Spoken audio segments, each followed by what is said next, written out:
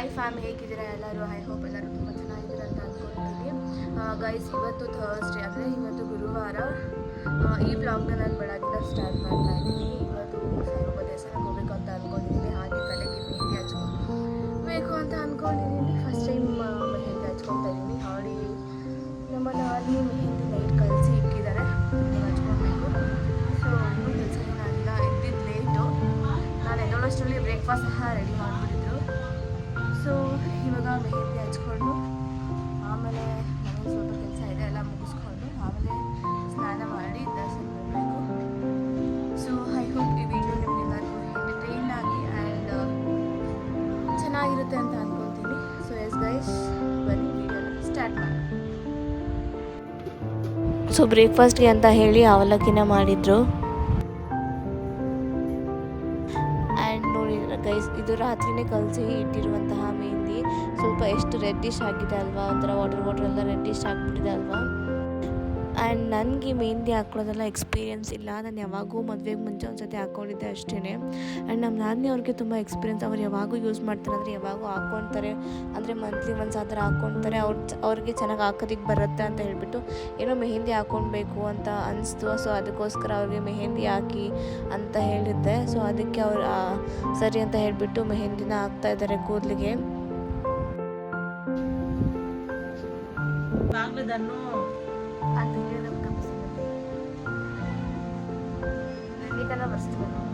ಗೊತ್ತಂತ ನಮಗೆ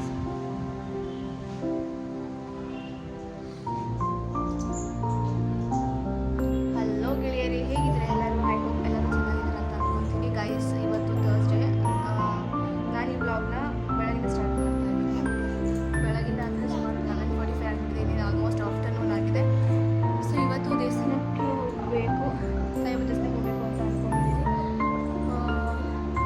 ಪೂಜೆ ಏನು ಮಾಡೋಕ್ಕಾಗಿಲ್ಲ, ದೇವ್ರ ಕಡೆ ನಾಳೆ ಅಂತ ಜಸ್ಟ್ ಸುಮ್ಮನೆ ದೀಪ ಹಚ್ಬಿಟ್ಟು ಕಟ್ಟಿ ಹಚ್ಚಿದ್ದೀನಿ ಅಷ್ಟೇ. ಆಲ್ರೆಡಿ ಟೈಮ್ ಆಗಿತ್ತು. ಬೆಳಗಿನ ಮೆಹಂದಿ ತಲೆಗೆ ಮೆಹಂದಿ ಹಾಕ್ಕೊಂಡು ಟೈಮ್ ಆಗಿಬಿಟ್ಟಿದೆ. ಆ್ಯಂಡ್ ಇವಾಗ ಓಡಬೇಕು. ಅಂದರೆ 12 ಗಂಟೆಗೆ ಮಹಾಮಂಗಳಾರತಿದೆ, ಅಷ್ಟು ಬೇಗ ಓಡಬೇಕು. ಇವಾಗ ಏನು ಟೈಮು ನೋಡಿ 11:50 ಆಗಿಬಿಟ್ಟಿದೆ. ಹೋಗೋಕ್ಕೆ 10 ನಿಮಿಷ ಬೇಕು. ಸೊ ಇನ್ನು 10 ಮಿನಿಟ್ಸ್ ಇದೆ ಅಷ್ಟೇ. ದಾರಿಯಲ್ಲಿ ಹೋಗ್ತಾ ನಮ್ಮ ದಾರಿನ ಪಿಕ್ ಮಾಡ್ಕೊಬೇಕು. ಅಲ್ಲೊಂದು 5 ಮಿನಿಟ್ಸ್ ಟೈಮ್ ವೇಸ್ಟ್ ಆಗುತ್ತೆ. ಸೊ ಚಿಟಿ ಹೋಗೋಣ, ಬಾ ಹೋಗೋಣ. ಹಾಯ್ ಮಾಡು, ಹಾಯ್ ಮಾಡು, ಹಾಯ್, ವೆಲ್ಕಮ್ ವೆಲ್ಕಮ್ ಬ್ಯಾಕ್ ಹೇಳು. ಏಯ್ ವೆಲ್ಕಮ್ ಬ್ಯಾಕ್ ಹೇಳು. Welcome back. ಎಲ್ಲಿ ಹೋಗ್ತಾ ಇದ್ವಿ ನಾವು? ಎಲ್ಲಿ ಹೋಗ್ತಾ ಇದ್ವಿ? ಜೀಜ್ ಹೋಗ್ತಿದ್ರಾ? ಬಾಯ್ ಮಾಡ್ಬೇಕು. ಸೊ ಎಸ್ ಗೈಸ್, ಇವಾಗ ಆಲ್ರೆಡಿ ಟೈಮ್ ಆಗಿಬಿಟ್ಟಿದೆ. ಸಿಗೋಣ.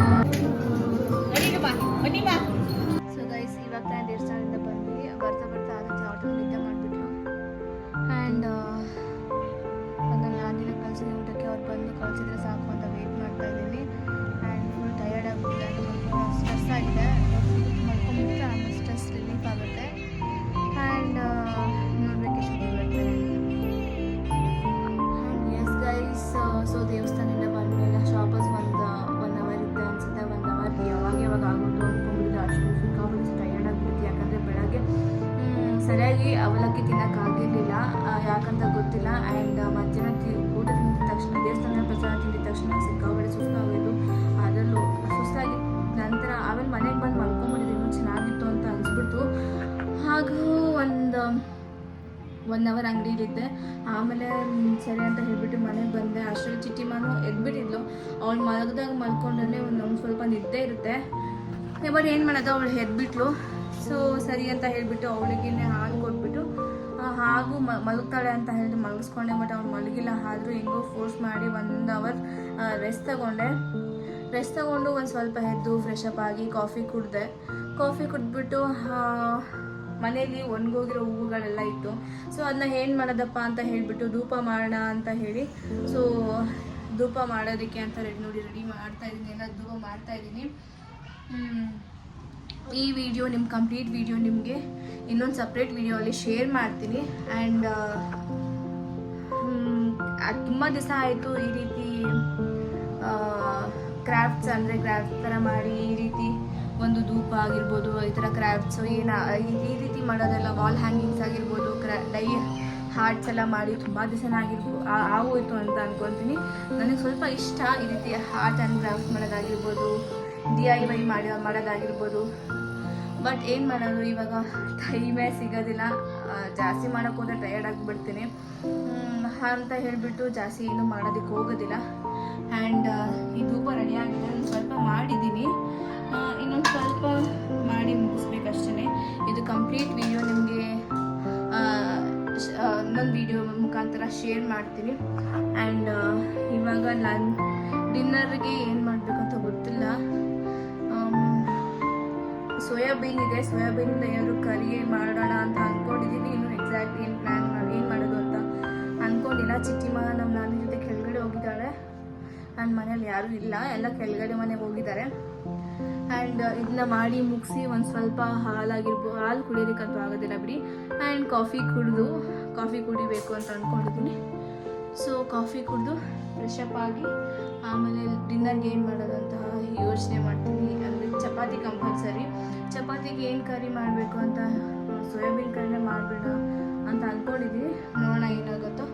ಸೊ ಮೊದಲಿಗೆ ಇದು ಮಾಡಿ ಮುಗಿಸಿ, ಇದು ಆಲ್ರೆಡಿ ಟೈಮ್ 6 o'clock ಆಗಿಬಿಟ್ಟಿದೆ. ಇದು ಲೇಟ್ ಮಾಡಿದ್ರೆ ಲೇಟ್ ಆಗಿಬಿಡುತ್ತೆ. ಸೊ ಎಸ್ ಗೈಸ್,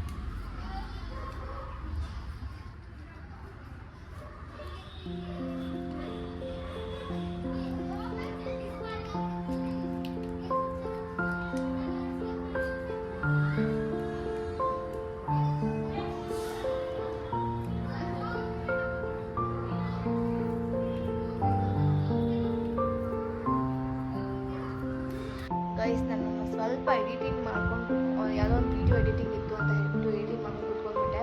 ಅಷ್ಟೇ ಚಿಟ್ಟಿಮ್ಮ ಏನು ಮಾಡ್ತೀರಾ ತೋರಿಸ್ತೀನಿ ಬನ್ನಿ. ಬ್ಯಾಕ್ ಕ್ಯಾಮ್ರಾ ನೋಡಿ ಗೈಸ್, ಒಂದು ಸ್ವಲ್ಪ ಮನೆ ಸಾಕು, ದೇವ್ರ ಮನೆ ತೆಗೆದುಬಿಟ್ಟು ಯಾವ ರೀತಿ ಮಾಡಿದ್ದಾಳೆ. ಏನದು ಏನದು ಒಂದೇ ಹೇಳು, ಏನ್ ಮಾಡ್ತಾ ಇದೀಯಾ? ಏನಿದೆಲ್ಲ ನಿನ್ ಪ್ಯಾಂಟು ಕೈ ಮಕ್ಕ ಎಲ್ಲ ಏನು ಮಾಡು? ಏನದು?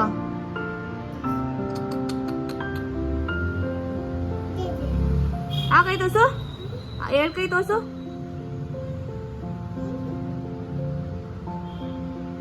ಏನದು ಅಂದೆ ನೋಡಿ. ಏನಿಲ್ಲ ಗೈಸ್, ಒಂದು 2 ಸೆಕೆಂಡ್ ಯಾಮರ್ ಇದೀವಿ ಅಂತ ಹೇಳಿದ್ರೆ ಮನೆಯೆಲ್ಲ ಈ ಮಜದಿ ಮಾಡಿರ್ತಾರೆ. ಅಷ್ಟು ಸಿಕ್ಕಾಪಡೆ ಸಿಕ್ಕಾಪಡೆ ನಾಟಿ ಆಗ್ಬಿಟ್ಟವಳ. ನನಗಂತೂ ಈ ಟೈಮಲ್ಲಿ ಅದು ಬೇರೆ ಇವಳಂತೂ ಹಿಡಿಯೋದಕ್ಕೆ ಆಗ್ತಿಲ್ಲ ನೋಡಿ. ಯಾವ ರೀತಿ ಕುಂಕುಮ ಎಲ್ಲ ಚೆಲ್ಲಿ ಅನ್ನ ಅರ್ಶಿನ ಹಾಕ್ಕೊಂಡ್ಬಿಟ್ಟಿದ್ದಾರೆ. ನಾವೆಲ್ಲ ಬಸ್ಲಿಗೆಲ್ಲ ಅರ್ಶಿನ ಹಚ್ಚಿ ಅರ್ಶಿನ ಕುಂಕುಮ ಇರ್ತೀವಲ್ವಾ, ಸೊ ಆ ರೀತಿ ಅವಳು ಅರ್ಶಿನ ಹಾಕ್ಬಿಟ್ಟು ಅರ್ಶಿನದ ಬದಲು ಕುಂಕುಮ ತೊಗೊಂಡು ಬಂದು ಎಲ್ಲ ಹಚ್ತಾ ಇರೋದು ನೋಡಿ. ಹಚ್ಚಿ ಬಟ್ಟೆ ಕದ್ರೆ ಅನ್ನ ಹಾಕೊಂಡ್ಬಿಟ್ಟು ಇವಾಗ ಕಸ ಗುಡಿಸೋದಂದ್ರೆ ಕಸ ಗುಡಿಸ್ತೀನಿ. ಇರಮ್ಮ ಕಸ ಗೂಡ್ಬಿಟ್ಟು ಬರ್ತೀನಿ ಇರು ಅಂತ ಹೇಳ್ತಾಳೆ. ನನಗೆ ಕೇಳಿ ನೋಡಿ.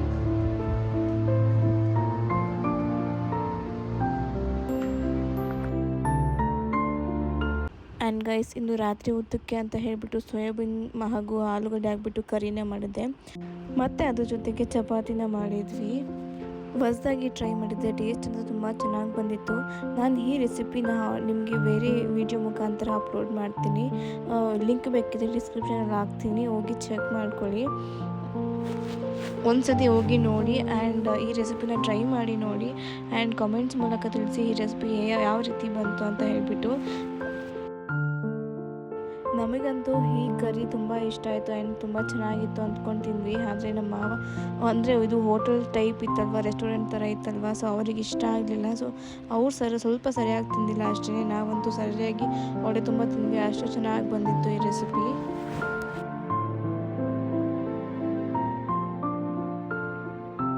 ಸೊ ಗೈಸ್, ಈ ಊಟ ಎಲ್ಲ ಮುಗಿಸಿ ಒಂದು ಅರ್ಧ ಗಂಟೆ ಆದಮೇಲೆ ನಾನು ಹಾಲಿಗೆ ಈ ರೀತಿ ಡಾಕ್ಟ್ರು ಕೊಟ್ಟಂತಹ ಪೌಡರ್ನ ಅಂದರೆ ಪ್ರೋಟೀನ್ ಪೌಡರ್ನ ಕುಡಿತೀನಿ.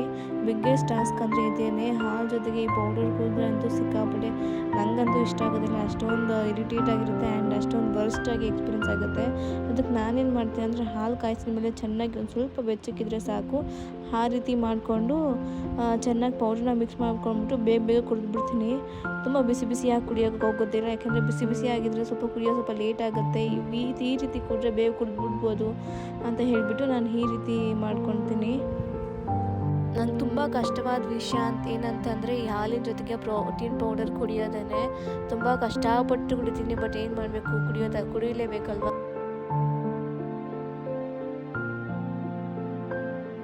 ಸೊ ಫೈನಲಿ ಗೈಸ್, ಈ ವಿಡಿಯೋನ ಎಂಡ್ ಮಾಡೋದೇ ಅಂತ ಮರ್ತೋಗ್ಬಿಟ್ಟಿದ್ದೆ. ಸೊ ಹೆಂಗೆ ಮಾಡೋಣ ಅಂತ ಹೇಳಿ ಹೊರಗಡೆ ಬಂದೆ. ಐ ಹೋಪ್ ಈ ವಿಡಿಯೋ ನಿಮ್ಗೆಲ್ಲರಿಗೂ ಇಷ್ಟ ಆಗಿರುತ್ತೆ ಅಂತ ಅಂದ್ಕೊತೀನಿ. ಏನೋ ಒಂದು ಸ್ಮಾಲ್ ಟ್ರೈ ಮಾಡಿದೆ ಅಷ್ಟೇ. ಆ್ಯಕ್ಚುಲಿ ಇವತ್ತು ಜಾಸ್ತಿ ಕ್ಯಾಪ್ಚರ್ ಮಾಡೋಕ್ಕಾಗಿದ್ದಿಲ್ಲ, ಸ್ವಲ್ಪ ಟಯರ್ಡ್ ಆಗಿಬಿಟ್ಟಿತ್ತು, ಅಲ್ಲಿ ಇಲ್ಲಿ ಕೆಲಸ ಜಾಸ್ತಿ ಅಂತ ಹೇಳ್ಬಿಟ್ಟು. ಸೊ ಹೇಗೋ ಒಂದು ಸ್ವಲ್ಪ ಟ್ರೈ ಮಾಡಿದೆ, ಹೇಗೆ ಬಂದಿದೆ ಅಂತ ಗೊತ್ತಿಲ್ಲ. ಆ್ಯಂಡ್ ಐ ಹೋಪ್ ಈ ವಿಡಿಯೋ ನಿಮಗೆಲ್ಲರಿಗೂ ತುಂಬ ಇಷ್ಟ ಆಯಿತು ಅಂತ ಅಂದ್ಕೊತೀನಿ. ಇಷ್ಟ ಆದರೆ ನನ್ನ ವಿಡಿಯೋಗೆ ಲೈಕ್ ಮಾಡಿ ಆ್ಯಂಡ್ ನೀವು ಹೊಸದಾಗಿ ನನ್ನ ಚಾನಲ್ ನೋಡ್ತಿದ್ರೆ ದಯವಿಟ್ಟು ಸಬ್ಸ್ಕ್ರೈಬ್ ಮಾಡಿ ಆ್ಯಂಡ್ ನಿಮ್ಮ ಫ್ರೆಂಡ್ಸ್ ಆ್ಯಂಡ್ ಫ್ಯಾಮಿಲಿಗೆ ಶೇರ್ ಮಾಡಿ ಹಾಗೂ ನನ್ನ ಚಾನಲ್ಗೆ ಸಪೋರ್ಟ್ ಮಾಡಿ. ಸಿಗೋಣ ಮತ್ತು ಮುಂದಿನ ವಿಡಿಯೋ ಒಂದಿಗೆ. ಅಲ್ಲಿವರೆಗೂ ಟಾಟಾ, ಬಾಯ್ ಬಾಯ್.